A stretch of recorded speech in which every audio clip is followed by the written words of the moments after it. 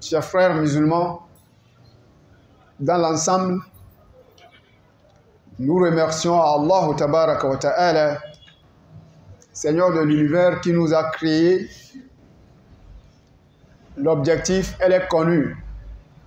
Nous tous, nous avons vu ce verset dans le Coran qui dit Ba'da a'ouz billahi minash shaitanir rajim, Bismillahir rahmanir rahim, wa ma khalaqtul jinn wal ins illa liya'budun.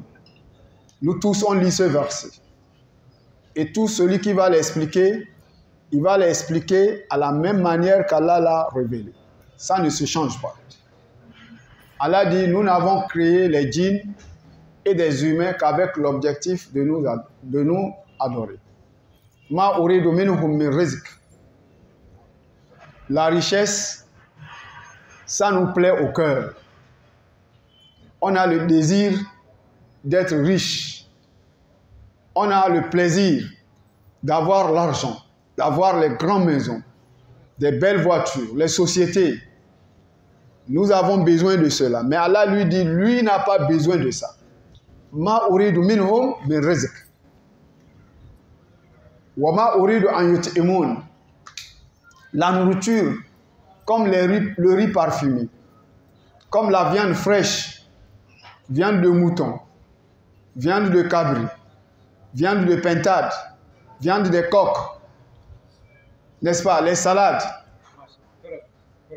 Tous ces genres d'aliments, l'homme a besoin. Mais Allah, lui, dit, n'a pas besoin de ça. Si c'est la richesse, il dit « Inna Allah huwa razak ». C'est Allah, c'est lui qui est riche. Zuquwatul matin, et sa puissance est une puissance redoutable. Que Dieu nous pardonne. Chers frères, tout à l'heure, je causais avec un frère au fond de Tchétché, au marché. Il entend coup de fil, crrr, il prend. Après salam alaikum seulement, on lui annonce le décès d'un de leurs frères à Abidjan. Vers 16 h, Allah a pris son âme. Qu'Allah lui pardonne. Donc c'est comme ça. Nous tous qui sommes encore ici présents, vivants, personne ne connaît pas son jour. Personne ne connaît pas l'endroit où aussi il va mourir. Ad-dalil qawluhu ta'ala, la tadri nafsum maza taksibu gada. Vous faites des promesses entre vous. Demain, c'est le jour de mon mariage. Demain, c'est ma nouvelle boutique. C'est le jour demain que je vais ouvrir. Demain, je vais voyager sur Dolisie ou Brazzaville. Demain est dans les mains d'Allah. Tu ne sais pas, est-ce que tu vas arriver demain là ou tu n'arriveras pas? Allahu A'lam. C'est pour cela qu'il a même dit dans la sourate Al-Kahf, وَلَا تَقُولَنَّ لِشَيْءٍ إِنِّي فَاعِلُ ذَلِكَ غَدًا إِلَّا أَنْ يَشَاءَ اللَّهُ. Ne dites jamais sur quelque chose que je vais faire telle chose demain sans ajouter si Dieu le veut. Demain je vais voyager, il faut d'abord dire Inch'Allah, demain je voyage. Demain, c'est le jour de mon mariage, il faut d'abord ajouter Inch'Allah, demain c'est le jour de mon mariage. Demain, je vais aller au champ. Inch'Allah, demain, je vais aller au champ. Non. Mais il ne faut jamais dire que demain, je voyage. Peut-être demain, là, c'est le jour qu'on va creuser ta tombe. Combien de gens qui ont construit, mais ils n'ont pas rentré dedans pour dormir. Combien de gens qui ont payé les voitures neuves, mais la voiture, là, on est venu garer, ça a quitté la maison. Lui-même n'a pas eu le temps d'aller là-bas. Il a commandé, on lui a amené. Il a ses manœuvres, à qui il a confiance. Il dit, bon, pars dans telle société qui vend les voitures. J'ai déjà déposé l'argent. Il te donne telle qualité de voiture. Tu m'amènes. Le chauffeur part, il amène la voiture. Et maintenant, lui, il prépare au fond de lui son cœur que demain, c'est avec la voiture là que je vais sortir. Ce demain-là arrive le matin très tôt, 6 h. Il a fini de se laver. Il veut prendre le café. Voilà Malaïk al-Maut qui se présente en face. Combien de fois cela s'est arrivé? Jama, Donc, la tadri nafsun maza taksibu gada, wa la tadri nafsun bi ayil ardi tamut. Allah dit, personne ne peut jamais connaître ce qu'il va faire demain et personne ne pourra jamais connaître la terre sur laquelle il va mourir. C'est pour cela que tu vas voir quelqu'un, là où la mort lui attend, ou bien dans l'endroit, ou bien si c'est dans une voiture, dans un avion, il va saper, si c'est en cravate, en costume, en cravate, ou en basin, en dentelle, il sape bien, il paye le billet lui-même, mais il est en train de payer le billet de sa mort sans se rendre compte. Mes chers frères, soyons vigilants. La mort, elle nous attend, nous tous. Les mécréants, ils ont demandé au prophète Mohammed, sallallahu alayhi wa sallam. Et chaque fois, tu nous prêches et tu nous parles de Yawm al-Qiyam. Donc, ce Yawm al-Qiyam, mata hazal wa'ad. Le Yawm al-Qiyam, c'est quand? Allah de lui répondre, de leur dire, ce Yawm al-Qiyam dont vous demandez, ce Yawm al-Qiyam dont vous hâtez, asa an yakuna radifan lakum ba'du allazi tasta'jilun. Ce Yawm al-Qiyam, ou bien la mort que vous hâtez, elle est déjà sur vos talons, vous marchez avec. Donc tout le monde marche avec la mort. D'autres ont dit, la mort nous visite tous les jours, chaque individu 5 fois par jour. Non. Celui dont ton temps arrive, Allah lui envoie, il vient, il te cherche. Jama'a, préparons-nous en conséquence de ce grand jour qui nous attend. Qu'Allah nous pardonne. Hier, on était ensemble dans cette partie de Surat al-Hadid, verset 12, ce verset qui nous a bien et belle expliqué le jour de Yawm al-Qiyamah, après le jugement, une fois Dieu va nous dire, bon, partez maintenant, le jugement est terminé. Nous tous, on va se diriger vers une route sur laquelle on va tomber sur le pont de Sirat. On a parlé de cela ici hier. Ce pont-là, il y aura ceux qui vont la traverser avec une facilité comme l'éclair, en vitesse. Il y a ceux qui vont courir avec une vitesse comme la course des chevaux. Il y a ceux qui vont courir comme la course des humains. Il y a ceux qui vont trotter. Il y a ceux qui posent les pieds seulement, ça coupe leurs pieds. Ensuite, hier, dans ces explications concernant le pont, ce que j'ai oublié encore de vous dire, le pont là comporte l'obscurité. Une obscurité, c'est-à-dire grave, terrible. Wallahi, c'est pour cela Allah parle de la lumière. Et non seulement ça, elle est bien tranchante. Elle est mince comme un seul cheveu, mais elle est tranchante plus que l'épée.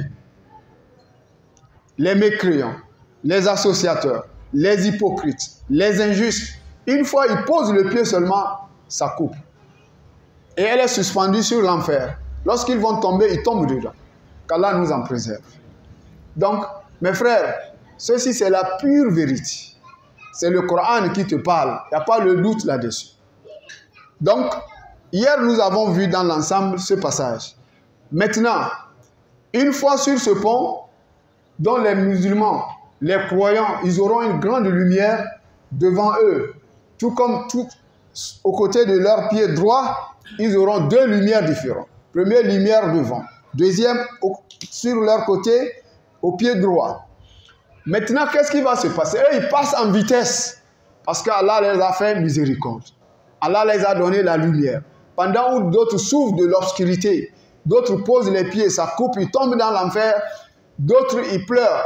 Et puis encore, j'ai encore oublié même de vous dire, sur le même pont encore, de ces bords, il y a des anges.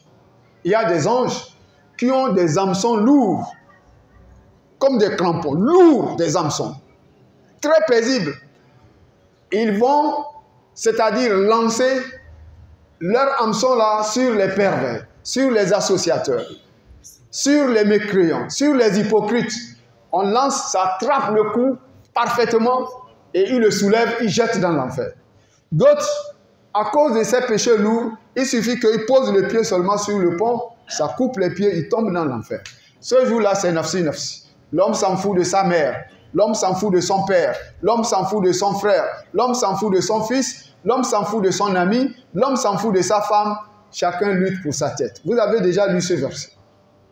يوم يفر المرء من أخيه وأمه وأبيه وصاحبته وبنيه لكل امرئ منهم يومئذ شأن يغنيه. Donc mon frère, si un jour va venir, dont l'homme s'en fout de sa mère, la mère s'en fout de son fils, le père s'en fout de son enfant, l'enfant s'en fout du père, la femme s'en fout de son mari, le mari s'en fout de la femme, la maman s'en fout de son enfant, l'enfant s'en fout de sa mère. Maintenant, comment serait notre situation en ce jour? Qu'Allah nous pardonne. C'est pour cela, sur le pont là, Allah nous dit Yawma yakul al-munafiqun wal munafiqat lil ladzina amanu. Le jour là sur le pont, les hypocrites, hommes hypocrites, qui étaient autour de Rasul sallallahu alayhi wa sallam, tout comme les hypocrites de nos jours, qui font semblant d'être croyants musulmans, mais alors qu'ils ont un pied dans l'islam, mais un pied aussi dans le kufr. C'est ça l'hypocrite. Ce jour-là, parmi eux, il y a des hommes, tout comme des femmes. Donc Allah dit, ce jour, sur le pont, Yawma yakul al-munafiquna wal munafiqat. Le jour-là, les hypocrites hommes, tout comme les hypocrites femmes, yakul, ils diront, lil ladzina amanu, ils diront aux croyants, unzuruna naktabis min nurikum.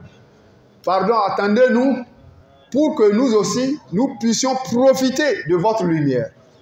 Qila irju'u wara'akum. Alors les croyants leur répondront, repartez derrière vous pour aller chercher cette lumière. C'est une façon de se moquer d'eux. Est-ce qu'ils peuvent repartir? C'est-à-dire, voulant leur dire par là, repartez dans le bas monde pour aller chercher cette lumière. On ne la trouve pas ici. On la trouve dans le bas monde en faisant la prière, en se donnant sur la voie de la ilaha illallah, Muhammad Rasulullah sallallahu alayhi wa sallam. On le trouve en coupant le sommeil. On prie la nuit. Tu es dans une maison. Vous habitez avec les frères musulmans. Eux, ils coupent le sommeil. Ils font les prières nocturnes. Tu le sais parfaitement. Tu sens que lui là, à la manière qu'il s'est réveillé là, c'est pour la prière. Tous les jours. Mais toi, tu ne pries pas. Jusqu'à ce qu'il guette l'heure. Il fait ses nawafil. Il fait ses azkar, il fait ses lectures du Coran jusqu'à 5h moins 15 ou 5h moins 10. Maintenant, il se dirige vers la mosquée. Pendant où il se dirige vers la mosquée, où le muezzin est en train de te dire As-salatu khayru minan nawm. As-salatu khayru minan nawm. Il répète ça combien de fois? 2 fois. Mais tu vas voir celui-là qui a la faiblesse de la foi, pendant où le muezzin est en train de dire As-salatu khayru minan nawm, il a bien compris. Sa maison n'est pas loin de la mosquée. Sa fenêtre n'est pas loin de la mosquée. Dès qu'il ouvre la fenêtre, il observe directement quoi? La mosquée. Le muezzin le dit As-salatu khayru minan nawm. Tu vas voir, c'est maintenant, il tire le corps et maintenant, le tissu là, le gros pan, le drap là était au niveau d'ici. Maintenant, il tire, il ferme tous les pieds. Il reprend encore le sommeil. Son As-salatu, c'est 7h moins 15. 6h30, c'est en ce moment-là que lui il prie Salat al-Subh. Mon frère, ne sois pas dans ce groupe-là. Rasul sallallahu alayhi wa sallam, il nous a dit Ar-rakatan al-fajr khayru min ad-dunya wa ma fiha.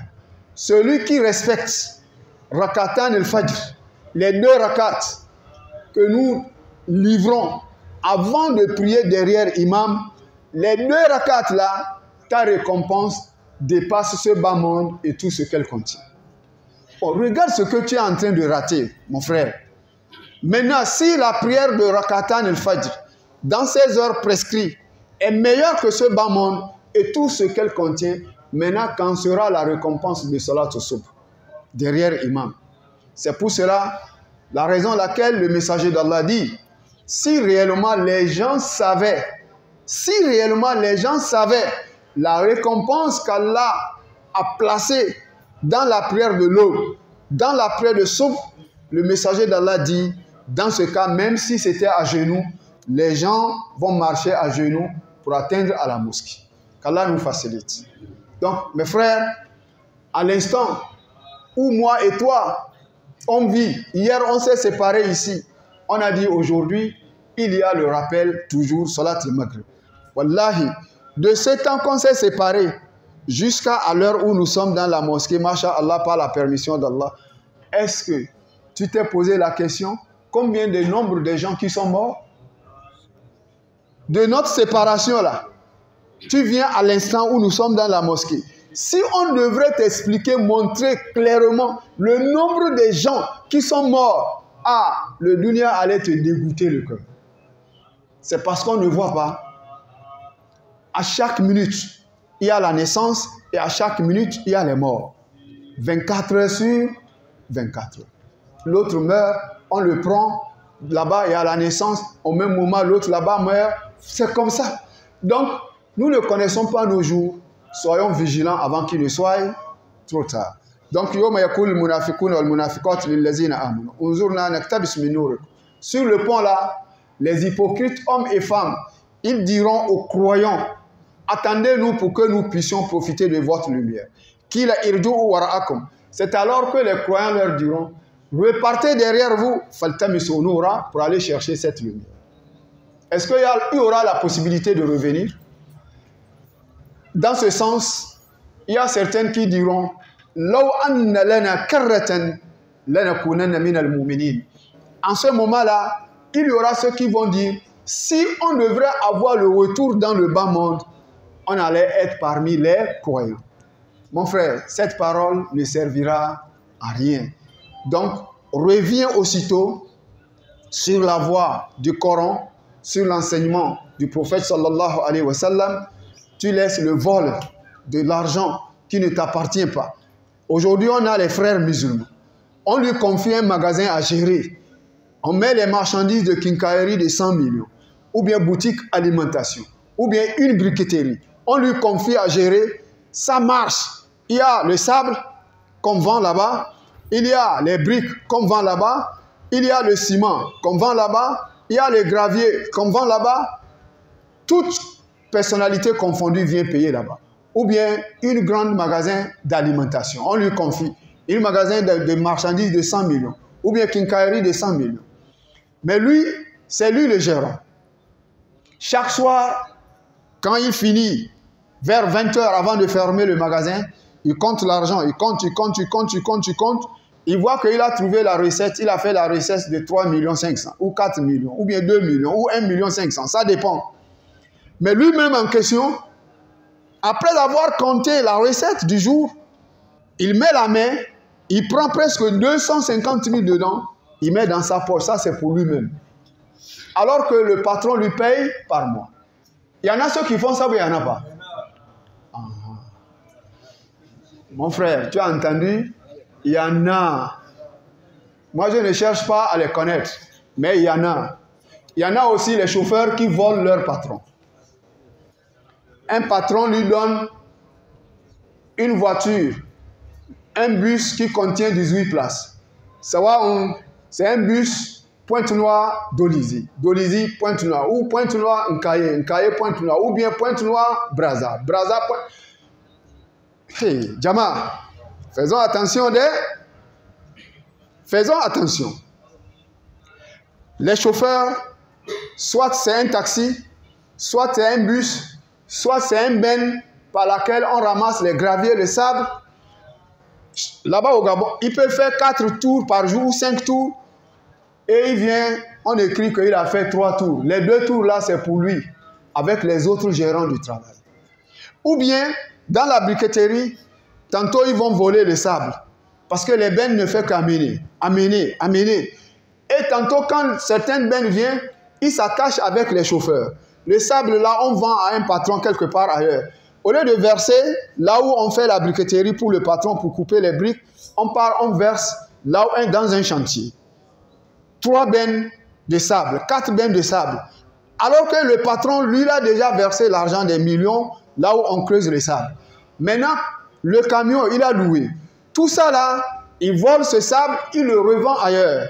Ou bien les graviers. On verse les graviers.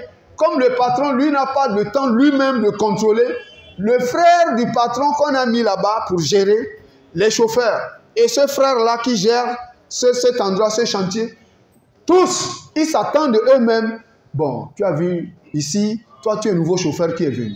Surtout quand on amène un nouveau chauffeur.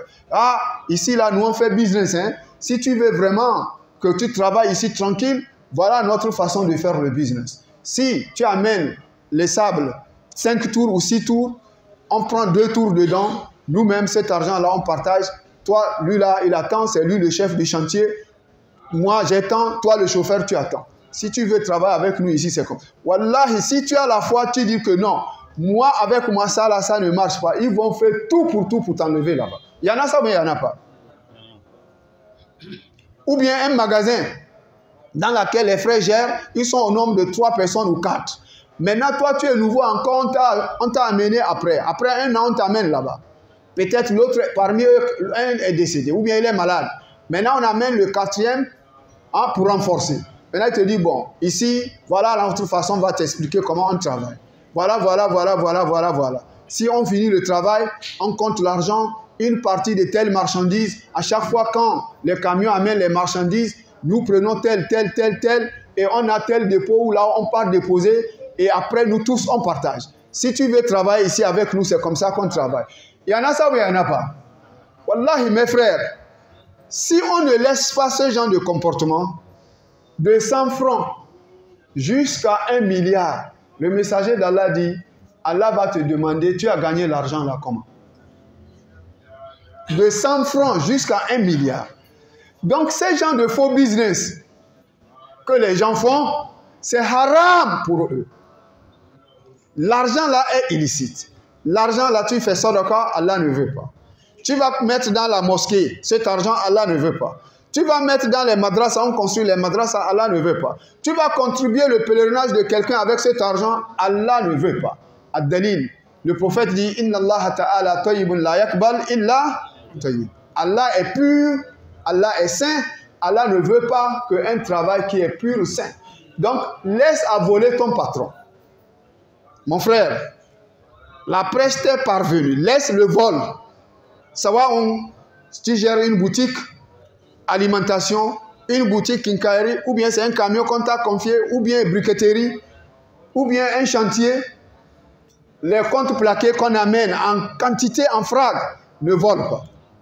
Ou bien aussi tu gonfles le reçu, les factures, les marchandises que tu as livrées, 3 millions, on a livré les marchandises de 8 millions. Donc les 5 millions là, ça c'est pour vous-même. Wallah, il y a une femme au Gabon. Écoutez bien, la femme là, toute une hôpital, c'est elle la directrice, c'est elle qui commande. C'est une province. La femme là, au fur et à mesure, elle s'est convertie à l'islam. Quand elle s'est convertie à l'islam, elle a suivi les prêches. Et elle dit que, bon, désormais, tous les faux business, les médicaments, qu'une partie, on vend, la nourriture des malades, que l'État donne la subvention, c'est-à-dire la subsistance, le lait, le sucre, Lipton, tout ça là, cet argent-là, ils prenaient une partie entre eux, des patrons, on partage. La femme là, tout ça là, elle a bloqué. Elle a dit, ma religion maintenant ne me permet plus de continuer à faire ça. Je crois en Allah, je crois au Coran, je crois au prophète Mohammed sallallahu alayhi wa sallam, je crois à Yom al-Qiyam. Désormais, il n'y a plus ça. Ça, c'est une convertie, une femme qui est convertie. Hein? Elle a refusé catégoriquement. Elle a bloqué tous les ports, tous les moyens de business. Elle a bloqué. Ils ont fait tout pour amener l'histoire, une fausse histoire de la femme là, jusqu'à chez le ministre de la Santé. La femme là, elle a fait comme m'a appelé en tant que prédicateur. Que voilà le problème dans lequel je me trouve. On veut me gaspiller le travail à cause de ma véracité, à cause de ma foi. Mais aide-moi avec le doigt pour que la vérité triomphe. J'ai dit, Inch'Allah, nous on n'a pas la force. La hawla wa la quwwata illa billah. Nous on n'a pas la force. Toi-même tu as dit de demander à Allah. Déjà, tu t'es confié au meilleur maître, meilleur gouverneur, meilleur soutien. Celui qui détache l'angoisse à qui il veut. Donc, nous allons le supplier, nous allons le demander, Inch'Allah, tu sortiras sain et sauf si réellement tu es véridique. On a fait le doigt, à la fin, je suis là un jour encore, elle a fait qu'on m'a appelé. Ah, imam, Vraiment, merci, merci, merci. Le doigt où là, Allah a accepté. Je suis sorti dans ce problème-là sain et sauf. Inna Allah ma allazina taqaw wallazina hum muhsinun. Allah, il est avec ceux qui le craignent et ceux qui sont les bienfaiteurs. Mon frère, laisse voler ton patron. Laisse gonfler le reçu. Tu as vendu les marchandises de 2 millions. Il faut écrire que oui, j'ai vendu les marchandises de 2 millions. Mais il ne faut pas écrire j'ai vendu les marchandises. Tu as vendu les marchandises de 2 millions. Tu fais que tu as vendu les marchandises de 6 millions. Maintenant, les 4 millions là, on amène. Toi, tu as 1 million 500 ou bien 2 millions. Eux qui t'ont amené ce business là, et ils ont 3 millions. Mon frère, Yo Malkiyama, tu vas payer. Hein? Yo Malkiyama, tu vas payer. Il y a un imam que je vais vous donner son exemple. Wallah, imam Sako. Il m'a dit, oui, Cheikh, moi je faisais Kinkairi ici à Brazza. Quand j'ai commencé, ces gens de business que tu parles à la mosquée là, on m'a mené ça. On m'a mené ça, comme je vous dis, kourou kourou. Tu vends les marchandises de 2 millions, on te dit, bon, il faut écrire que tu nous as vendu les marchandises de 5 millions ou 6 millions. Il y en a ça plein à Pointe-Noire, il y en a ça à Brazzaville, il y en a à Libreville, il y en a au Cameroun, partout. Les gens me regardent comme s'ils n'ont jamais entendu.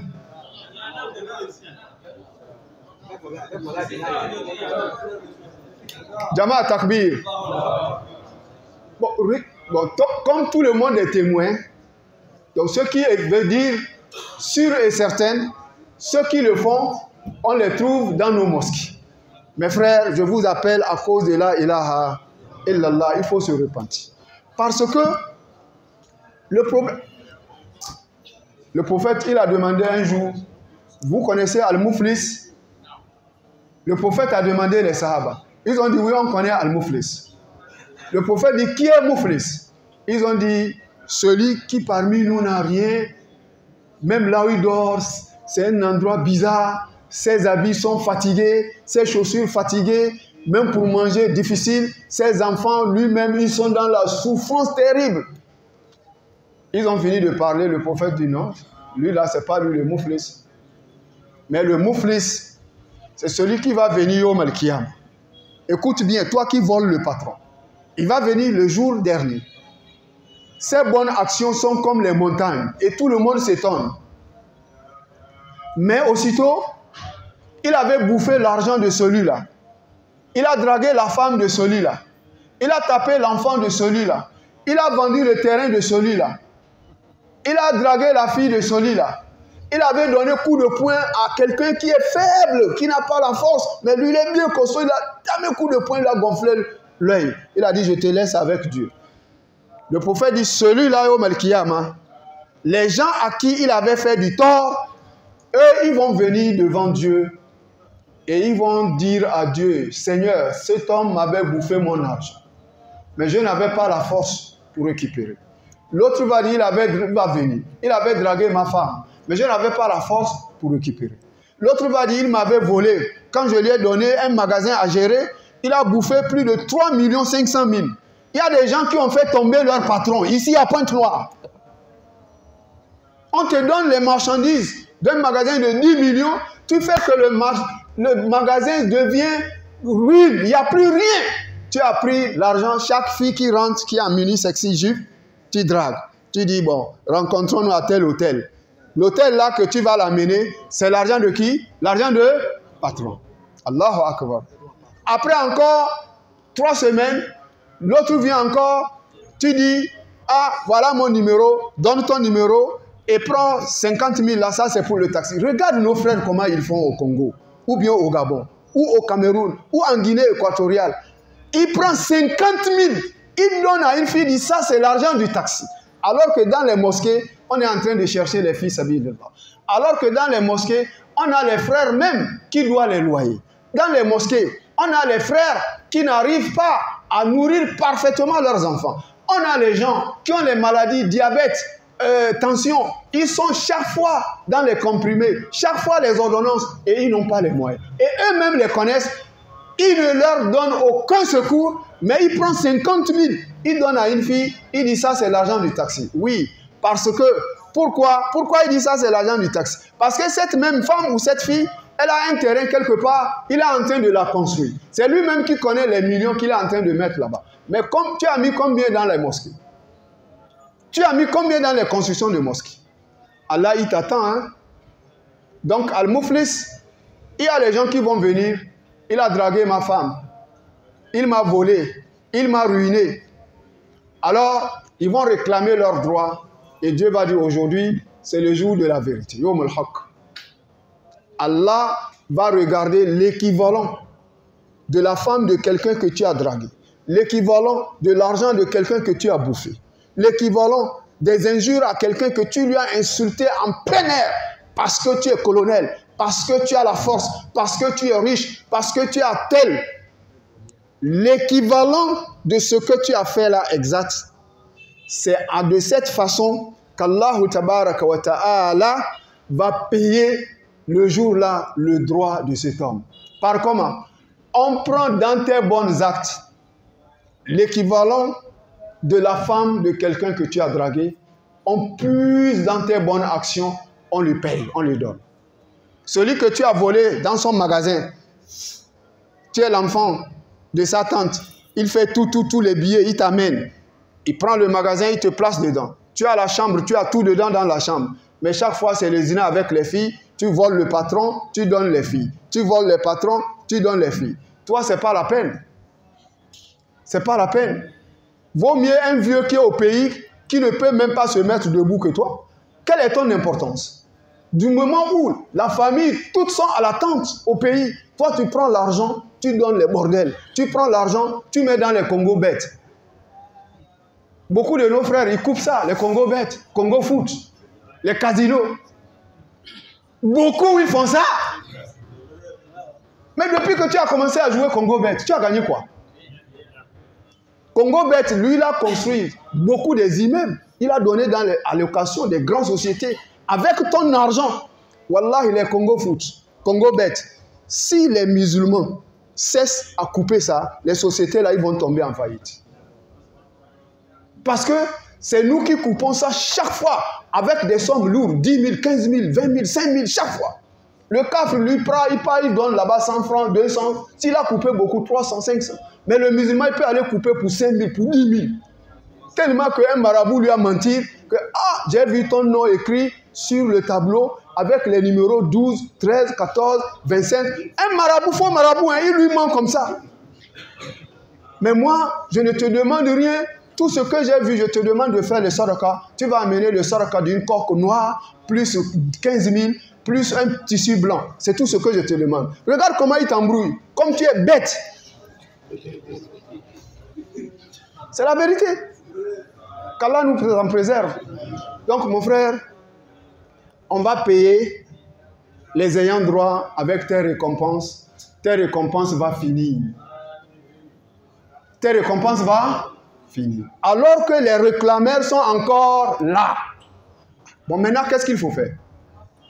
Maintenant, ce qu'il faut faire, on prend maintenant leur péché, on te paye, on te met sur la tête. À la fin, tes bonnes actions sont finies. Maintenant, c'est les péchés qui sont pleins sur ta tête comme les montagnes. Maintenant, tu te diriges maintenant où? On te dirige vers l'enfer. Qu'Allah nous en préserve. À cause de ça, mon frère, patron, il a ouvert un magasin d'alimentation. Il t'a donné, tu gères. Ne lui vole pas. Si tu vois que le salaire qui te paye, ça ne va pas, laisse le travail. Change un lieu. Allah va te faciliter. On vient de réciter le verset. Quiconque craint Allah, tu ne voles pas, tu ne fais pas le zina, tu ne mens pas, tu n'escroques pas, tu ne fais pas abus de confiance, tu pries régulièrement comme il se doit. Tu fais les nawafil dans la nuit, tu lis le Coran, tu fais les carêmes lundi, jeudi. Avec la crainte de Dieu, Allah va te faciliter les tâches. Mais voler le patron, il n'y a pas là où c'est écrit dans le Coran, comme vous dites, business. Il n'y a pas là où c'est écrit dans le Coran, il faut voler le patron, c'est un business. Jamais, c'est haram. Ce qui ne t'appartient pas, ne t'appartient pas. Naam. Donc, craignons Allah tabaraka wa ta'ala. Le jour-là, les croyants vont leur dire, repartez derrière vous, pour aller chercher cette lumière. C'est alors qu'Allah va élever un mur. Le mur là, devant sur le pont, il n'y a que le bonheur. Les croyants, ils ont la facilité d'avoir une lumière, ils ont la facilité de traverser avec une vitesse terrible. Naam, ils ont le bonheur, ils voient la route là claire. Le pont là ne leur fait même pas peur. On a dit, il y a d'autres même qui vont dire, on nous avait parlé de Sirat, mais le Sirat là est où? On va leur dire, vous avez déjà traversé. Qu'Allah nous classe parmi ceux-là. Derrière, là où se trouvent les associateurs, là où se trouvent les injustes, là où se trouvent les menteurs, les escrocs, les hypocrites, c'est le châtiment. C'est Allah qui parle. C'est alors encore qu'ils vont crier. Les hypocrites là, les malfaiteurs, les associateurs, ils vont encore crier en leur appelant. Est-ce que on n'était pas avec vous à Pointe-Noire? Les imams, les muezzins, les gens qui prient à la mosquée, les gens qui font le carême chaque lundi, jeudi, ou le 13, 14, 15, les gens qui font les sadaqat, les gens qui prient la nuit, les gens qui écoutent les prêches, les gens qui ont respecté la ilaha illallah Muhammad Rasulullah sallallahu alayhi wa sallam, sans associer Allah, ils vont dire, mais si on était ensemble, walakinnakum fatantum anfusakum. Regardez ici, Jama. Ils vont leur dire, walakinnakum fatantum anfusakum. C'est vous-même qui ont cherché cette souffrance. Watarabastum. Vous aviez resté croiser les bras sans la prière, sans le carême, sans le sadaqa, sans lire le Coran, sans apprendre. Regardez, les autres font les faux fils vers les imams pour apprendre. Toi, tu ne viens pas apprendre. Mais comment tu vas comprendre ta religion? Qu'Allah nous protège. Walakinnakum fatantum anfusakum. C'est vous-même qui ont cherché cette souffrance. Watarabastum. Vous aviez resté croiser les bras sans travailler. Wartabtum. Vous aviez douté. Wagorratkum al-amani. L'espoir inutile vous a trompé. Hatta ja amrullah. Jusqu'à l'ordre d'Allah est venu. L'ordre d'Allah, c'est quoi? C'est la mort.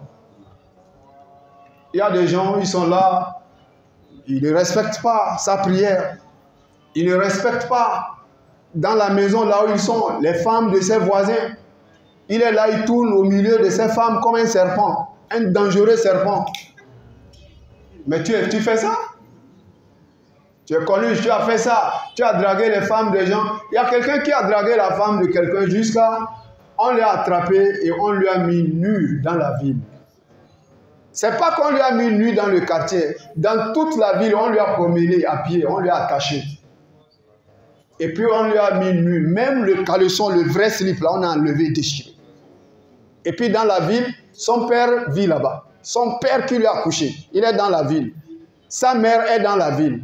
Sa femme est dans la ville. Ses enfants propres sont dans la ville. Ses tantes sont dans la ville. Ses soeurs, même père, même mère sont dans la ville. Ses frères sont dans la ville. Ses amis sont dans la ville. On lui a déchiré le slip. Et puis maintenant, on circule avec lui et puis on lui chicote. Est-ce qu'il y a une honte qui dépasse ça? Bon, mon frère, si tu ne cesses pas le zina avec les femmes des gens, c'est ce qui va t'arriver. Ah oui. Ou bien encore plus. Il y a l'autre, lui, il a perdu son bras complet à cause de draguer la femme de son frère. Combien de musulmans qui font ça à Pointe-Noire? Allah dit, Watarabastum. Vous aviez resté croiser les bras, Wartabtum. Vous aviez douté. Il y a ceux qui doutent sur la tombe. Est-ce que en réalité, on va me réveiller dans la tombe? On a dit que Munkar wa Nakir, quand ils viendront, ils vont me réveiller, ils vont me faire s'asseoir, ils vont me demander 4 questions. Ma Rabbuk, ma Dinuk, ma Nabiyuka, mal Kitabuk. Est-ce que c'est vrai? Ils doutent. Wallahi, c'est la pure vérité. Surat al-Ibrahim nous a donné ça. Surat al-Ibrahim nous a expliqué Yusabbitu Allahu allazina amanu bi qawli sabit fil hayat dunya wa fil akhirah. Les savants disent wa fil akhirah ici, ça commence par la tombe. Les questions de Munkar wa Nakir. Parce que le verset dit Yusabbitu Allahu allazina amanu bi qawli sabit fil hayat dunya.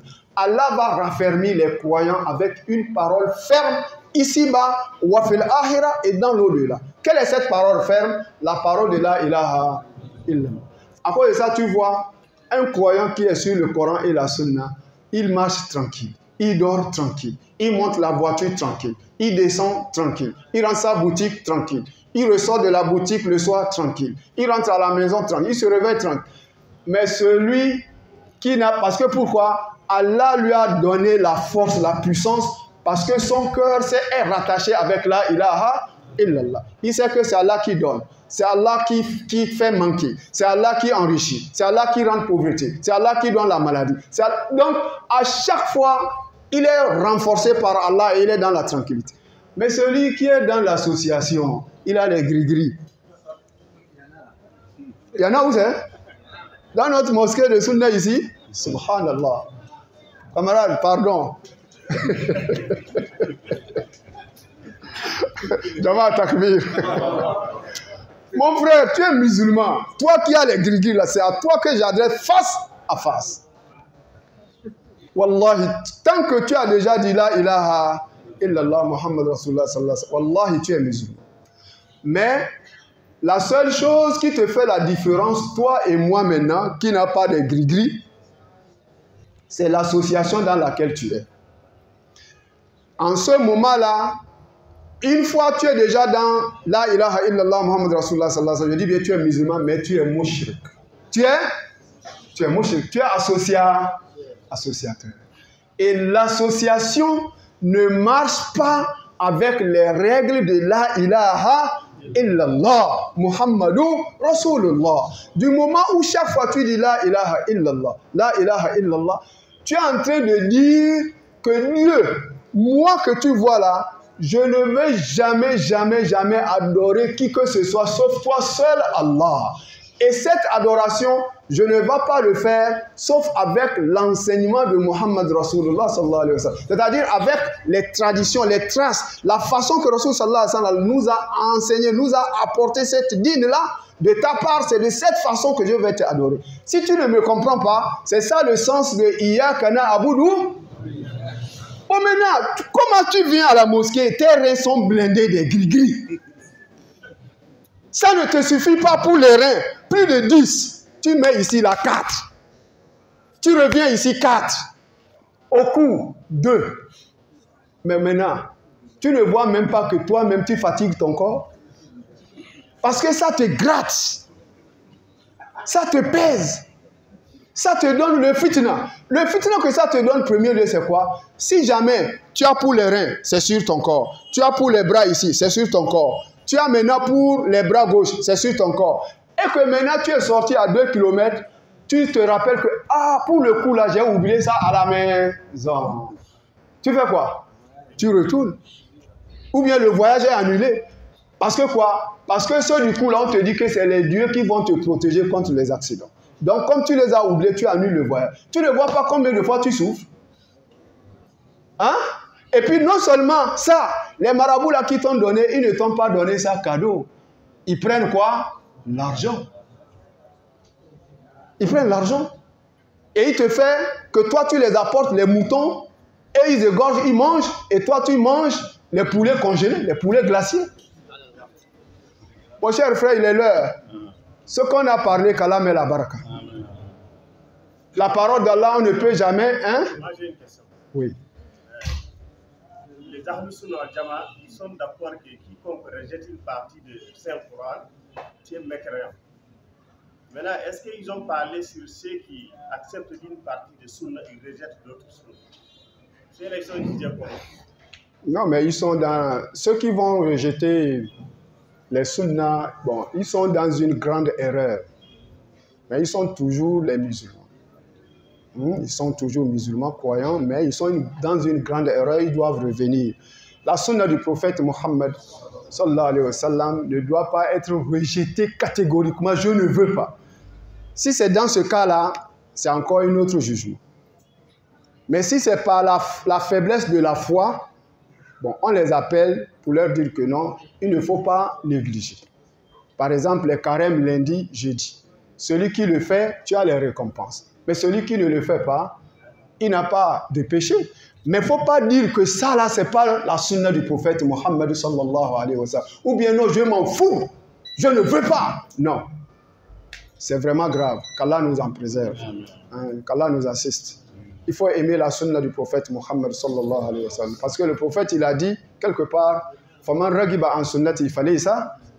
Celui qui va rejeter catégoriquement ma sunna, il a dit, tu n'es pas de mon groupe. Qu'Allah nous en préserve. Donc revenons, il y a deux choses, deux voies. Nous avons deux voies, Coran et la sunna. Ati'ullah wa ati'u Rasul. Qu'Allah nous facilite. Jama'a, on va limiter ici. Subhanakallahumma wa bihamdik. Ashhadu an la ilaha illa ant. Astaghfirullah wa atubu ilayk. Wassalamu alaikum wa rahmatullahi wa barakatuh.